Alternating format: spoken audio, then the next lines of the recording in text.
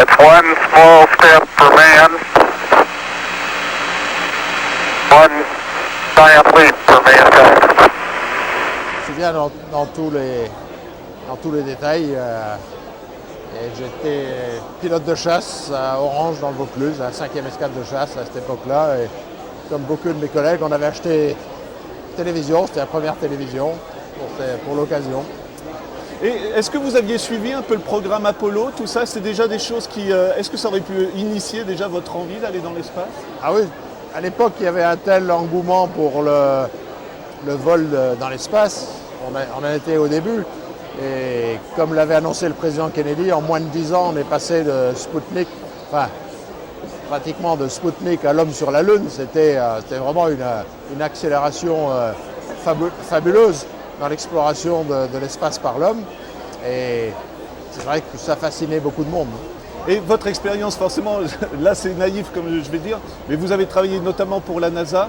Est-ce que c'est quelque chose qui reste encore chez les gens qui travaillent là-haut quand vous avez rencontré les astronautes et les techniciens? Ah ben oui, parce que c'est un métier de passionné, donc on continue à faire ça par passion. On fait ça maintenant avec les moyens qu'on a, donc on n'est pas retourné sur la Lune, mais on va y retourner bientôt. Et c'est vrai que pour nous, ça reste toujours une histoire vivante et une histoire presque d'hier. Et c'est pratiquement le présent. Depuis que je suis tout gamin, je me passionne pour la conquête de l'espace, pour tous les objets qui s'y rapportent, les rencontres avec les astronautes et les autographes d'astronautes. En fait, j'ai commencé avec ça. J'ai plus de 9000 photos dédicacées d'astronautes, de Youri Gagarin jusqu'au dernier vol de la navette spatiale. Vous pouvez nous dire simplement qu'est-ce qui vous a tout de suite passionné?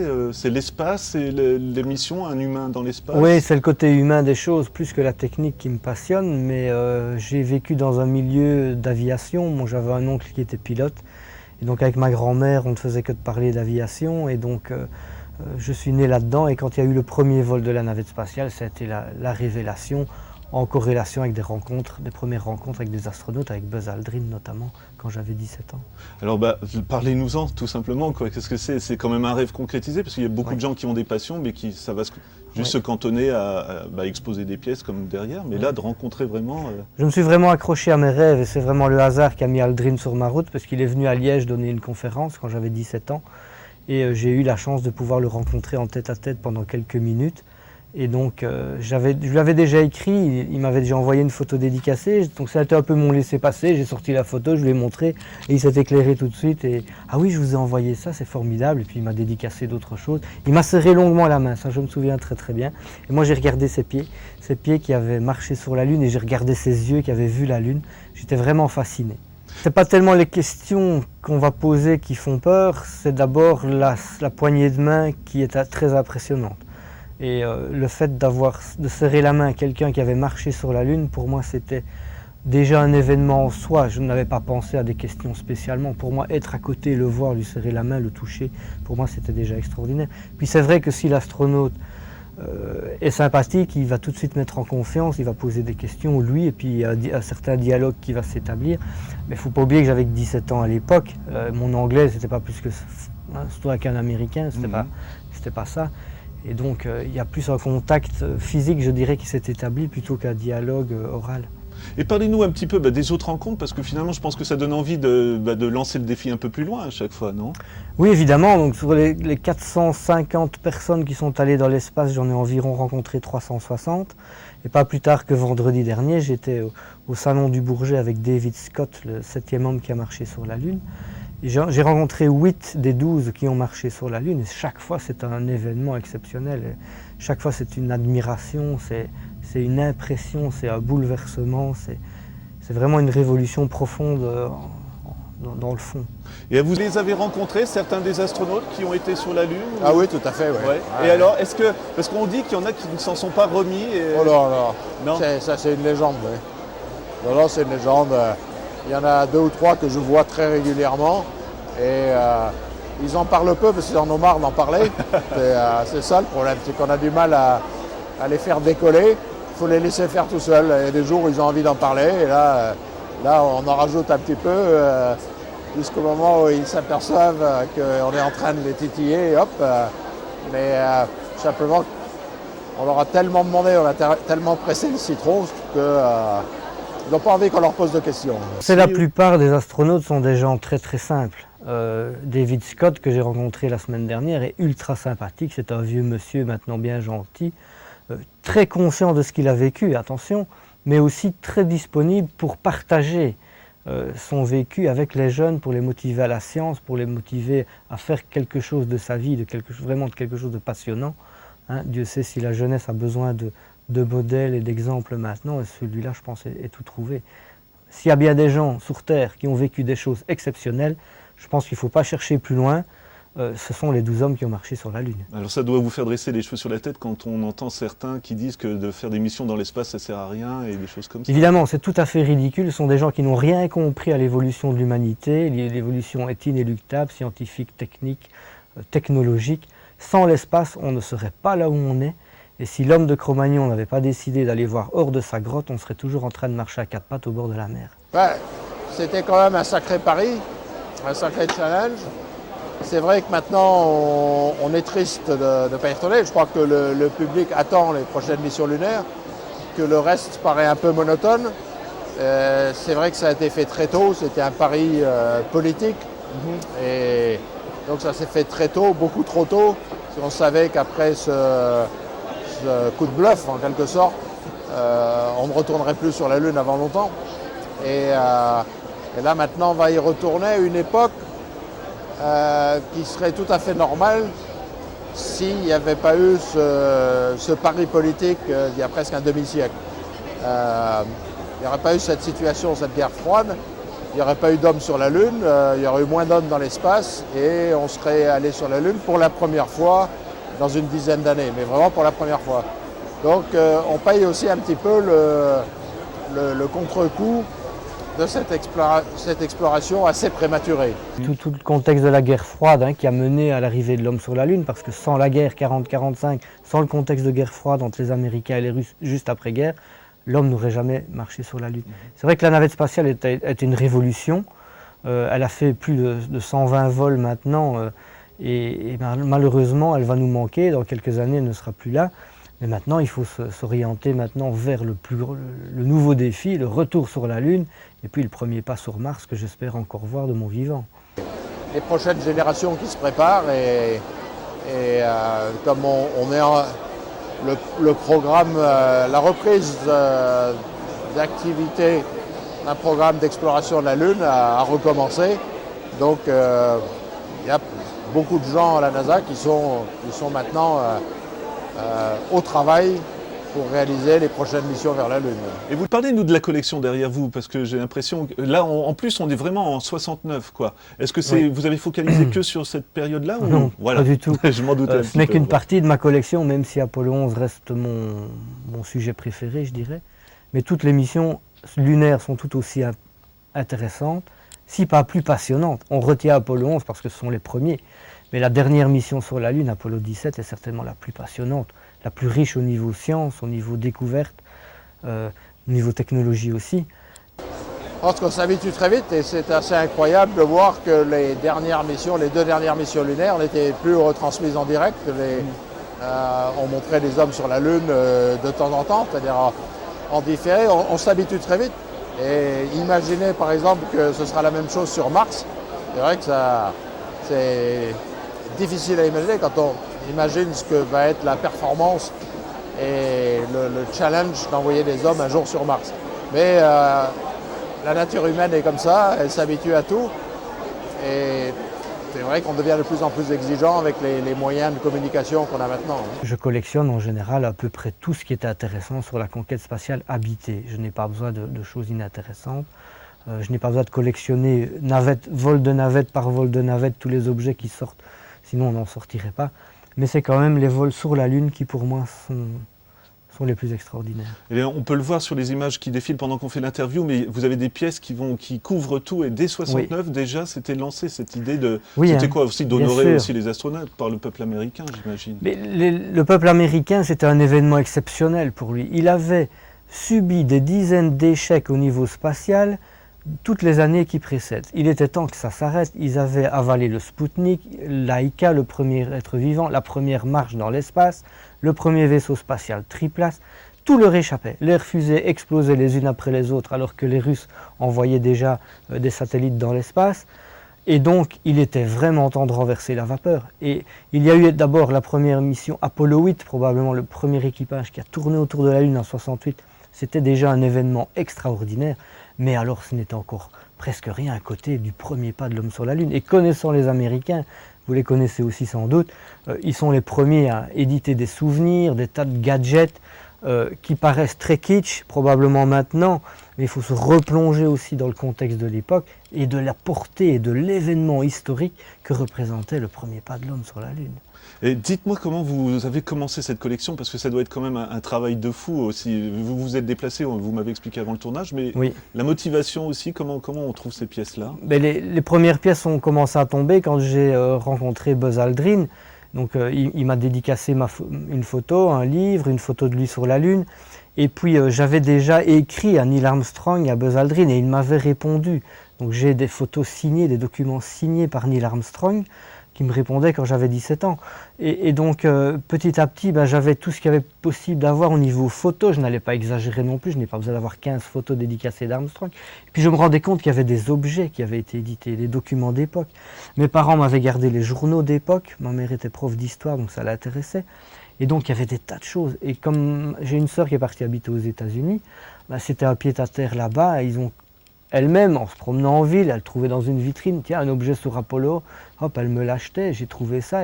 Et de fil en aiguille, ma foi, j'ai réussi, puis le développement d'Internet aussi, j'ai réussi à trouver des pièces tout à fait exceptionnelles qu'on ne trouve plus maintenant. Justement, est-ce qu'il y a une ou deux pièces comme ça dont vous êtes le plus fier ou que vous regardez le plus souvent? Oui, il y en a même plusieurs. Je verse une larme chaque fois que je vois la photo dédicacée d'Armstrong, mais j'ai aussi la clé qui a servi à fixer le module lunaire à l'intérieur du 3e étage de la fusée Saturne V. Donc c'est la clé, la vraie clé qui a servi à aller le dévisser après dans le 3e étage avant de faire décoller la fusée. J'ai aussi des morceaux qui proviennent du porte-avions de récupération. J'ai les menus de gala, des repas de gala qui ont été donnés sur le porte-avions de récupération, mais aussi à Los Angeles lors du repas officiel donné par le président Nixon, les souvenirs qui ont été donnés aux convives. J'ai le blouson de vol du chef de la mission Apollo 11, Gene Kranz, et une de ses célèbres pipes. Il était connu pour fumer la pipe pendant l'émission. Il m'a donné une de ses pipes. Donc il y a des tas d'objets comme ça qui sont symboliques, qui n'ont pas de valeur en soi, mais qui sont représentatifs de gens exceptionnels et de moments exceptionnels. Mais là, dites-moi comment ça... Là, c'est pas sur un marché ou dans un magasin, comme c'est à force de connaissances? Oui, c'est lié beaucoup d'amitié. On trouve des choses sur Internet aussi, mais bon, ce n'est jamais sûr de l'authenticité. Mais c'est le contact, J'ai rencontré Aldrin, j'ai jamais rencontré Armstrong, je vais le rencontrer normalement de même que Michael Collins au mois de juillet à Washington. Mais j'ai rencontré d'autres qui ont marché sur la Lune, qui m'ont donné des choses. J'ai rencontré tous les gens qui ont travaillé dans les coulisses de la mission Apollo 11. Il ne faut pas oublier que si on honore les 3 astronautes, tous ceux qui ont travaillé dans l'ombre sont tout aussi exceptionnels. Des gens comme Wernher von Braun, des gens comme Guenther Wendt, qui était le chef du pas de tir, que les astronautes voulaient absolument avoir comme responsable du lancement. Le plongeur qui a récupéré la capsule, qui a ouvert la trappe, qui a passé les combinaisons bactériologiques aux astronautes, c'est devenu un ami. Il me raconte ses souvenirs par mail. D'ailleurs, j'ai écrit un livre avec toutes ces anecdotes, mais je n'ai toujours pas trouvé d'éditeur. Tous ceux que j'ai approchés ont refusé jusqu'à présent. Et donc, tout ça, l'exploit est extraordinaire, mais les coulisses de l'exploit, à la limite, sont tout aussi passionnants. Ça veut dire que pour vous, ça ne s'arrêtera jamais quelque part aussi? Ça ne s'arrêtera jamais. Mais c'est maintenant qu'il faut faire ça. Parce que c'est un témoignage d'humanité qu'il faut garder, probablement d'un événement le plus important du XXe siècle, si pas de l'histoire de l'humanité, avec d'autres comme Christophe Colomb, comme d'autres découvertes, comme l'invention de la roue, du feu, etc. Je pense que les générations suivantes garderont l'empreinte du premier pas sur la Lune comme étant une des grandes étapes de l'histoire de l'humanité. Et si on ne fait pas ça maintenant, parce que les personnes qui ont vécu tout cela, qui ont fait Apollo 11, sont des personnes très âgées maintenant, si on ne le fait pas, ce n'est pas dans 10 ans qu'on va commencer. Alors j'ai une question qui va peut-être vous paraître complètement anecdotique, mais ce que je trouve aussi splendide dans tout ce milieu-là, c'est que c'est des véhicules très esthétiques et très beaux finalement. Absolument. Moi je pense au LEM ou même à la Jeep lunaire, mais le scaphandre ou les fusées et la navette spatiale. Est-ce que vous pensez que c'est réfléchi aussi ça, quelque part? Parce que ça allait passer à la télé aussi, donc il fallait peut-être, je ne sais pas. Non, je pense que la Saturn V, c'est vrai qu'elle est magnifique, mais je pense que c'est avant tout le côté technique et pratique des choses que Werner von Braun a vu. Plutôt que le côté ça fait design. aussi la beauté de la collection une fois Bien que c'est sûr. représenté. Hein. Une fusée Saturn là, V comme est ça, absolument magnifique, magique, majestueuse. Les prochaines missions se feront avec un super LEM. Ce sera un peu le même principe, mais en plus sophistiqué, bien sûr, avec les nouvelles technologies, en plus gros, ce sont des systèmes qui seront plus lourds. Et donc il y aura quand même des différences, mais le principe de base restera à peu près le même. Et vraiment, toute dernière question, je vous embête plus après, mais vous avez dit qu'il y a eu l'aspect politique, il y a l'aspect bien sûr technique, mais est-ce qu'il y a aussi la part du rêve malgré tout dans tout ça? Ah oui, complètement, oui. La part du rêve est présente. Voici maintenant sur le pavillon américain qui accueille une grande personnalité, carrément le deuxième marcheur sur la Lune avec Neil Armstrong, l'astronaute américain Buzz Aldrin. Re-aiming our next destination with gravity assist, but it was always going back outward. And somehow it occurred to me it might be a good idea if we did a gravity assist and came back to where we started from. And if you do that in the right way, you may be able to go back out again and keep kind of doing that. I guess that appealed to me as being something, well, why not? That's pretty obvious. Why wouldn't you want to have a continuous transportation system? And I put forth those ideas in 1985, and the administrator of NASA, when we went to the moon, Tom Paine was doing a study called, one of the best studies of the future, called Pioneering the Space Frontier. And he observed that cycling orbits might be a useful means of transportation. It has not been accepted by anyone else other than people who are familiar with what you gain out of doing it. It appears to be a not invented here idea. NASA is supposed to think of ideas like that, or big companies are supposed to, but when somebody else comes in and says, hey, wait a minute, why don't we do it this way?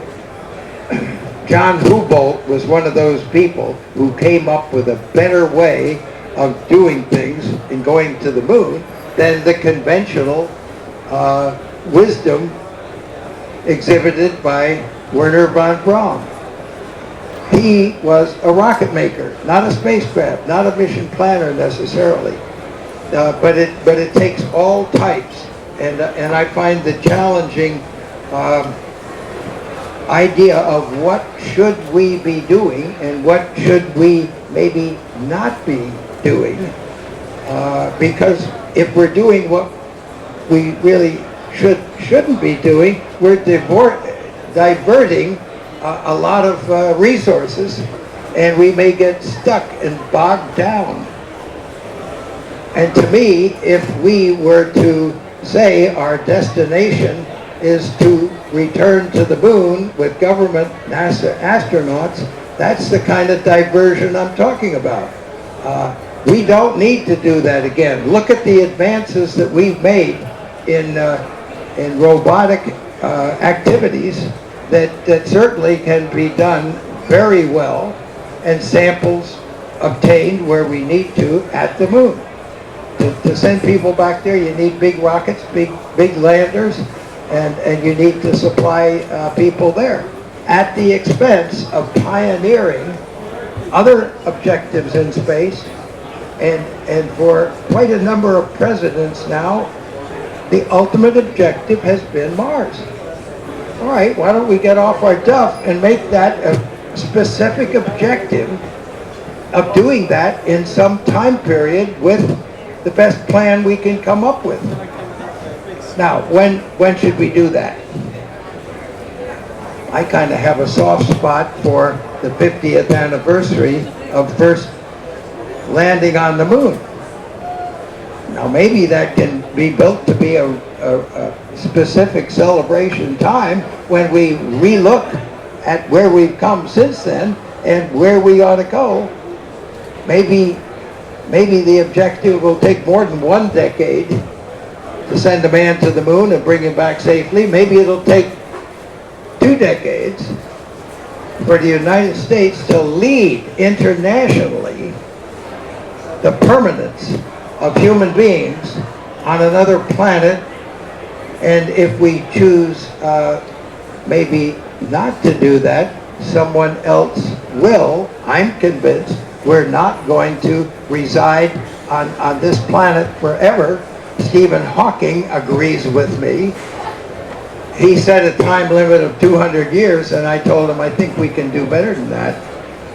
I think we can begin to establish a foothold somewhere else.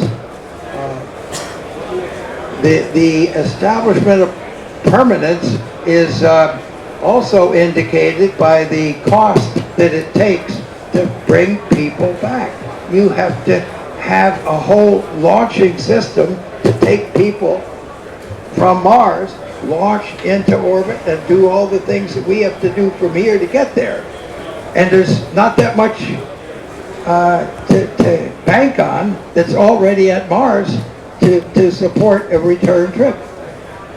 And why would you want to bring back people who have been there learning specific things about how to survive, and you bring them back to write their memoirs? If you're not ready to send people there permanently, then don't send them there at all, is my point of view. To go there and come back, and then go there again and come back. I would hazard a guess that the U.S. Congress will figure out that we know how to do that and they know how to spend the money somewhere else. And we will have wasted the entire effort of doing that. I feel that somehow the commitment that the President made in 2010 to send human mission to an asteroid in 2025 was not joined, was not. The reason for doing that was not that clear. At least it was misinterpreted. The human mission to an asteroid in 2025, in my way of thinking, is not to examine an asteroid. The asteroid just happens to be there as something that will give navigation reasons. We can take pictures of it, do what we can with humans. But the purpose is to qualify an interplanetary spacecraft to go further than just the moon. It's a very complex activity to set up the necessary facilities on the moon of Mars to then be able to build a base on the surface of Mars. Now, why would we want to do that? Well, I think if people are going to be there and stay there, we want to make sure that what they're occupying has been very well put together, or the mission is going to kind of be lost right from the beginning. So those are the prudent reasons why I believe we should do things at the moon, and there are several things we can do there that contribute to our ability to be able to move on further, and at the same time will be helping other international nations do what they're planning on doing. So to me, that should govern what we do at the moon. We just don't want to ignore it. That would be very disastrous. But while we're doing what we think we should do at the moon to prepare us to go to Mars, we're certainly going to be looking over our shoulder to see what other people are beginning to think is important for humans to be doing at the moon. And after setting up a reasonable transportation system that I think we can do between Earth and Mars to assure the additional people to maintain a growing population, we have other capabilities that we can begin to look other places. and back at the moon. Maybe one. I don't know that now. I have essentially set up a plan that requires a conservative approach to humans at the planet Mars. A conservative approach means not that we're going there and then turn around to come back, because it is very difficult to come back. The alternative is to stay there. And I think that's consistent with exploration as has been done in the past by human beings, to go somewhere. And it's trivial in Europe for me to state that the Pilgrims on the Mayflower didn't hang around Plymouth Rock looking for the return trip. They committed themselves to a settling future. And thank goodness that they did. And I think the time has come to closely examine our options. I've been to the moon, and my observation would be it's a lousy place to set up housekeeping. It gets too damn hot during 13 days of sunlight, and it gets damn cold during 13 days of darkness. The characteristics of Mars are really very close to what we have here, just further away from the sun. So the year is not 365 days, it's 689 days. But the tilt is not too far from the tilt that Earth's axis has. And how long does it take to make one revolution at Mars? I'm sure there are a couple of people here that know that it's 24 and a half hours in a day at Mars. That's not bad. Why wouldn't that be a place that many people think was covered by an ocean at some time? Now, the thin atmosphere of Mars has fast, high-velocity winds, and it has a lot of dust. And it doesn't take me long to realize that a windy place would blow dust eventually over the frozen ocean that may still be there. And I think there's evidence that warms up occasionally and spills out. Otherwise, we wouldn't have those riverbeds. Now, I'm certainly not a Marsologist or a geologist. I'm just a kind of an observer of space transportation. It's one small step for man, one giant leap for mankind. Si bien dans tous les détails, et j'étais pilote de chasse à Orange dans le Vaucluse, à la 5e escadre de chasse à cette époque-là. Et comme beaucoup de mes collègues, on avait acheté une télévision, c'était la première télévision pour l'occasion. Depuis que je suis tout gamin, je me passionne pour la conquête de l'espace, pour tous les objets qui s'y rapportent, les rencontres avec les astronautes et les autographes d'astronautes. En fait, j'ai commencé avec ça, j'ai plus de 9000 photos dédicacées d'astronautes, de Yuri Gagarin jusqu'au dernier vol de la navette spatiale. Why don't we get off our duff and make that a specific objective of doing that in some time period with the best plan we can come up with? Now, when should we do that? I kind of have a soft spot for the 50th anniversary of first landing on the moon.